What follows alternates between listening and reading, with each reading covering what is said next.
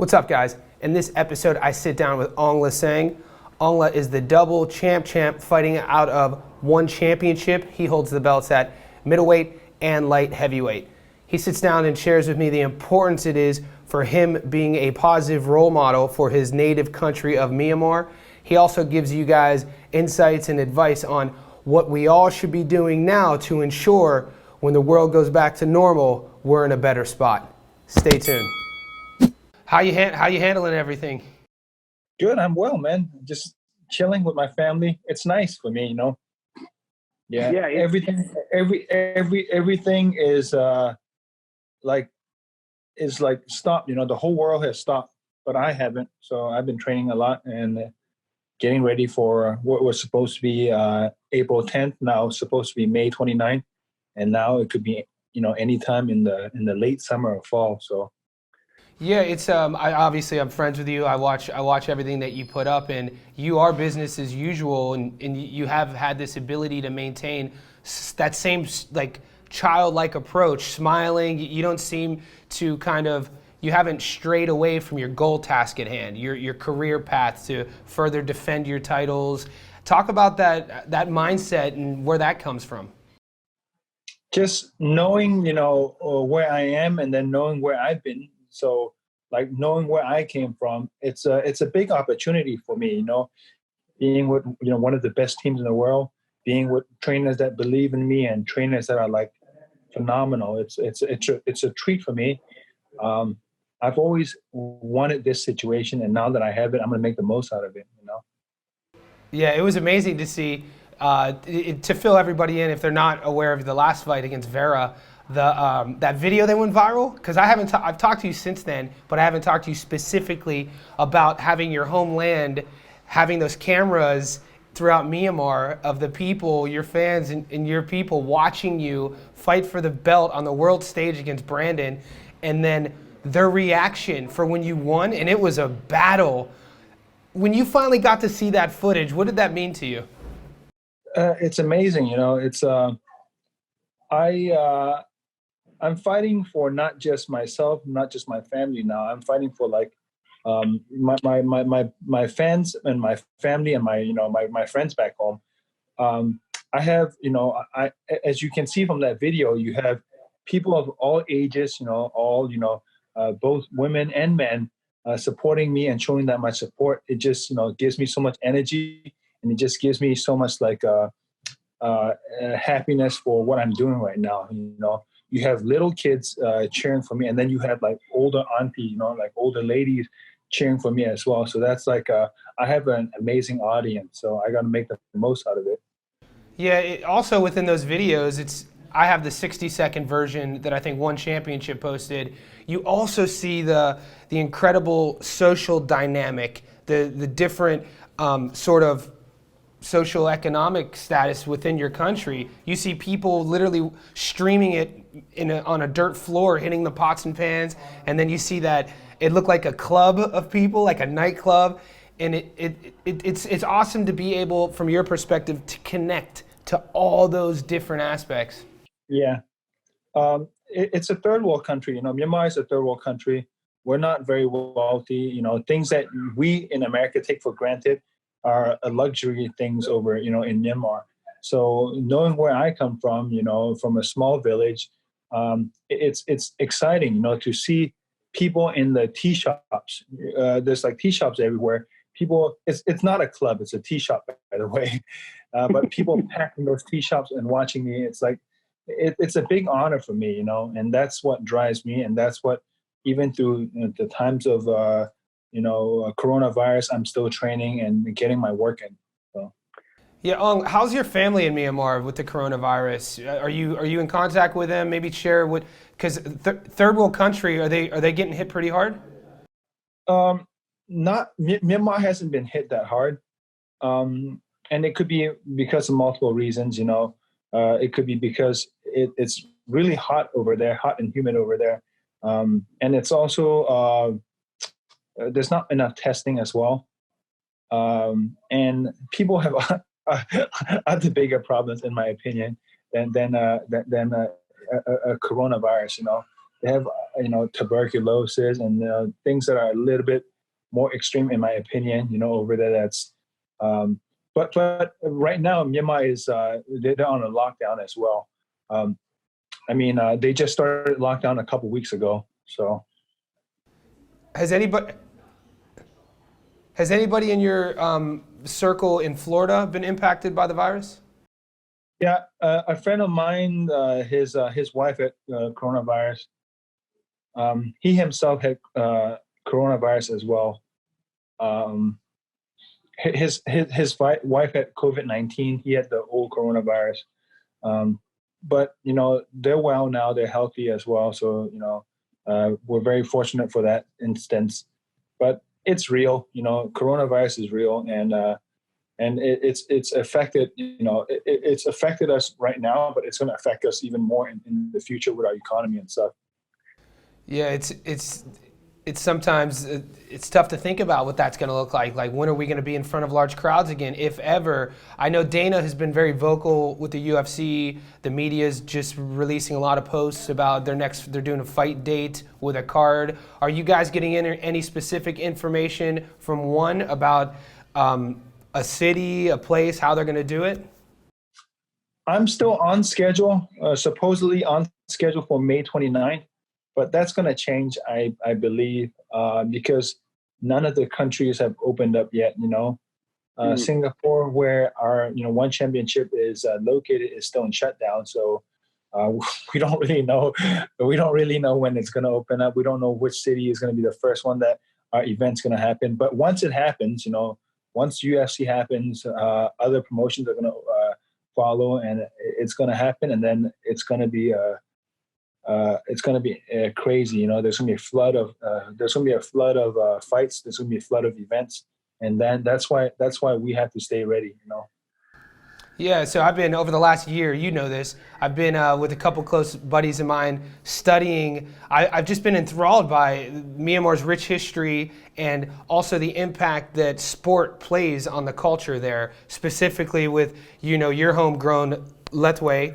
And my question to you is, learning the different kind of traditions. So the Leke Moon, the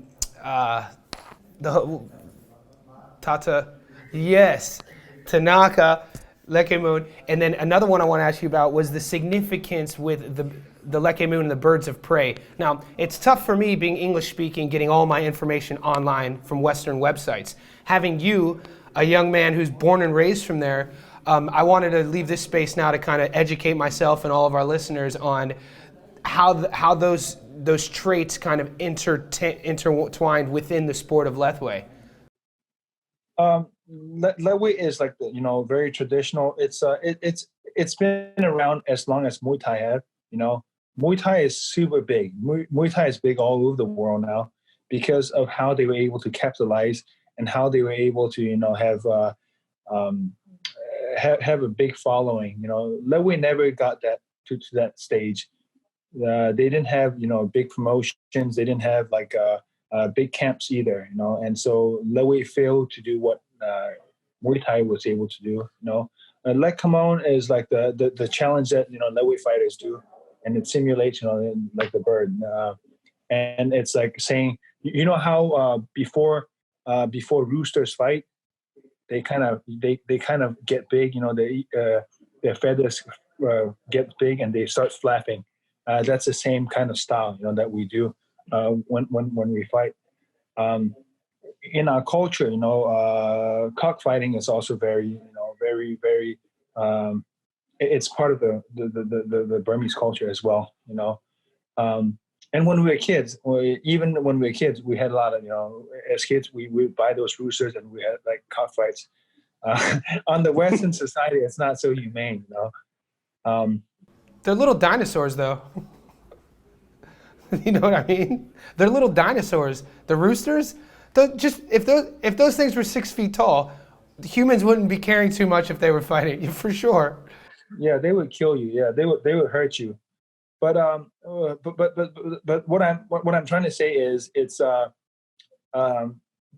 Thai culture is richer, and they were able to promote Muay Thai. And do you think that was because of Hollywood? Do you think I have my own theory? I was talking to Corey Peacock about this, about in the '80s when Hollywood produced those films with Van Damme, Kickboxer and Bloodsport, and it brought all this kind of awareness to Muay Thai and Thailand, and then you see the significance 10, 20 years later with these Muay Thai camps opening. And meanwhile, right across the border is a sport that's been there just as long or longer, depending on who you talk to, with, in my opinion, more exciting rule set. It's just that no one's told that story yet. Yeah. Also, the money that goes into the Thai camps from the tourists, right? Are funded by the stadiums that have gambling in it too. Gambling is a part of the Muay Thai culture. People gamble. It's like a place where they can hang out, gamble, and. Is it part of Lethwei? Do they have that? They don't do that in Lethwei, do they? Not as big as Muay Thai. And it's like it's not culturally as acceptable over there as in Thailand. Okay. And that's where a lot of the money comes from too. In Thailand, you can a Thai Muay Thai fighter, the elite level can make decent money. Mm-hmm. But in Myanmar, it's a little bit harder to make money, even for the elite level guys. And if you watch the elite level guys, if you watch their camp, they're still training out in the farm, on the ground grass. It's kind of sad, but that's how it is. So the level itself hasn't progressed as much as Muay Thai has, and the rule set also makes it a little difficult too. The rule set in Thailand, there's you can win by points, and you got big gloves. So the it's not only about toughness; it's about technique. Mm-hmm. In Burmese level, it's all about toughness. How much damage you can take and how much damage you can give back. You've had fights when you were a younger dude. I mean, you're still young. I'm talking when you were a boy. You've had Lethwei amateur fights? No, I never did Lethwei in amateur fights. Okay. I started fighting in the States. I started fighting in the States.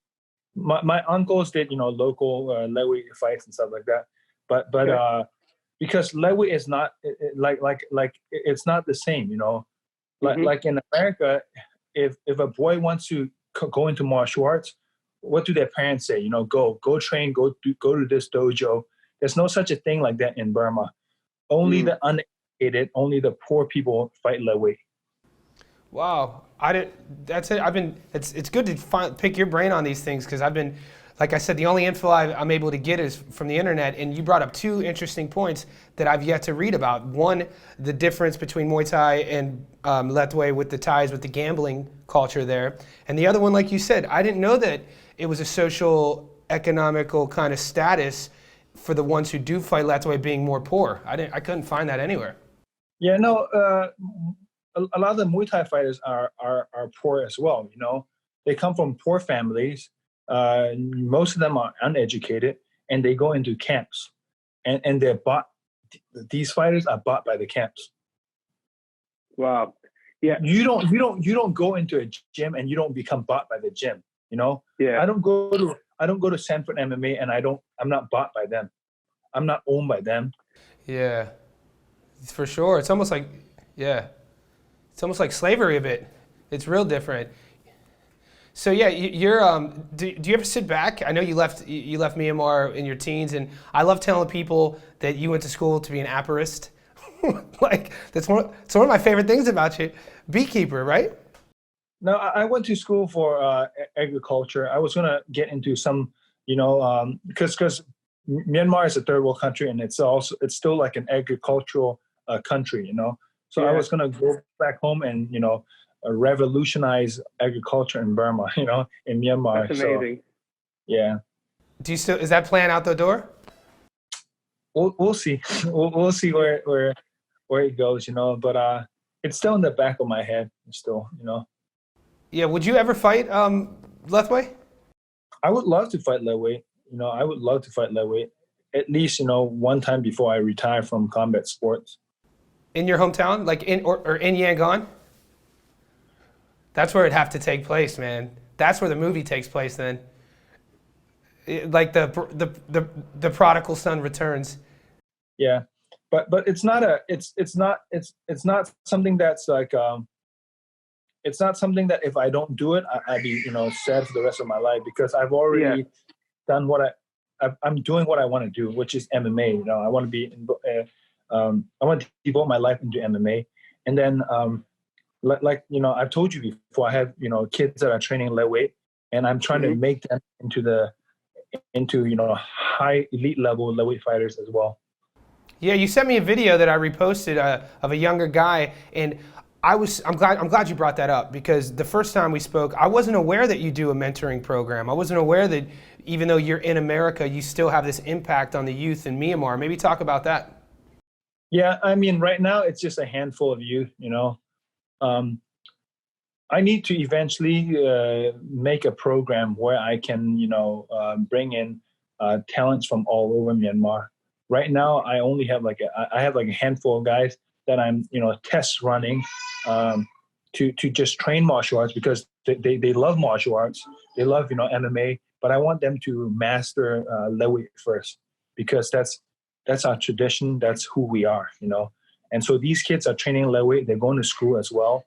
A couple of them are from the IDP camps, internally displaced refugee camps. And some of them are from the city that I grew up in, and some of them are from other places. But I want these kids, these young kids, to have a future, in combat sports, and then be able to take care of themselves, because what happens right now is a lot of people get into drugs, the young kids, and they feel hopeless, and I hate that. I hate that feeling for them. I want them to have an outlet. I want them to, work hard, be dedicated, and be disciplined. So that's what I'm trying to teach them, so. It's a beautiful thing, man. Like, anybody who follows you or a fan of you by your Instagram, they know that family means a lot to you. Also, the camaraderie that you and your team have built in South Florida, that's sort of, you guys now have built a culture of winning, and you got Martin there all the time. I don't know if he's isolating in America or in Australia. I'm not sure. And you brought, he's in Australia. Forgive me for not remembering this guy's name, but who is the young fighter from Myanmar that you and Martin walked to the ring in his first fight for one? And the place, I got goosebumps, the place went crazy. Talk about your relationship with him, and what's his name? Teal Tang. Yeah. Teal. So were you there at Myanmar, in Myanmar, when he fought? No, I wasn't there live. We were watching it live. But when we do go there live, we're gonna go with you, and you're gonna show us around. But we were that's a goal of ours. Yeah, for sure. No, Corey's definitely coming. So talk about Teal. So Teal, he messaged me in 2016 after my fight in Myanmar, and he sent me an email, and I was like, oh, this guy. He said, can I come train with you? And I said, this guy he's not going to be serious. But he actually came down in 2016, and he did like a 1 weekend with me, trained for 1 weekend. And then after that, he went back home to New York, and he came back like 2 months later, and he moved his whole family down. Yeah. And so he's been with me. And then when I left the gym in Maryland and came down here, he came down as well. And during, in Maryland, he worked on his jiu-jitsu, he worked on his grappling. And then now he's, when he came down to Florida, he stayed at my house and he trained, and he did 2 amateur fights. I told him, you got to do 2 amateur fights. He did the 2 amateur fights, and then he fought in Myanmar. I know how good he is. He's, New York state wrestler. He won New York State. So his wrestling is good, and his striking is improving as well. So for MMA, having a foundation in either wrestling or striking is very important, and he has that foundation already. So for him, it was an easy transition. I mean, I wouldn't say easy. It's still hard. Everything is hard. It's still hard for him. He's still struggling because he has a family to take care of as well. But he's in a much better place right now. Yeah, it's amazing the work you do, man. Both in the octagon, or in the ring, out of the ring, all the people that you help and inspire. I want to leave everyone with to give you the mic to talk to those people who follow you and look up to you in Myanmar, who might be struggling right now, and all your fans around the world. Maybe leave us with a message, some words of advice to them. You know, it's weird time right now, you know, with the coronavirus. But don't take this time for granted. You know, use it constructively. Make sure you're on schedule. You have a goal, and you're still working. You know, working and growing during this time. Don't take this time as just to, you know, do nothing. Make the most out of this time, and I guarantee you, when this is all over, you're gonna come out on top. But if you don't take this time, and if you waste this time, you're gonna be struggling when this the coronavirus, you know, when we found either a solution to this coronavirus, or when life gets back to normal. Thank you to all my fans, you know, for all the love and support. People in Myanmar for the love and support. I never imagined to be here, but we are here, and we're gonna make the most out of it this coming year. And I'm gonna put on some exciting fights. That's 100%. Yeah, we know that's for sure, man. Aung, man, thank you for doing this again. You know, I appreciate you, and you know, thanks for doing all that you do, brother. Yep, you're welcome. I can't wait to, you know, get back in there and show the fans a great, you know, a great fight. So I'm excited. Awesome, man. Okay. All right. Thank you. All right, man. Thank you, brother. Be good. Be safe. Later.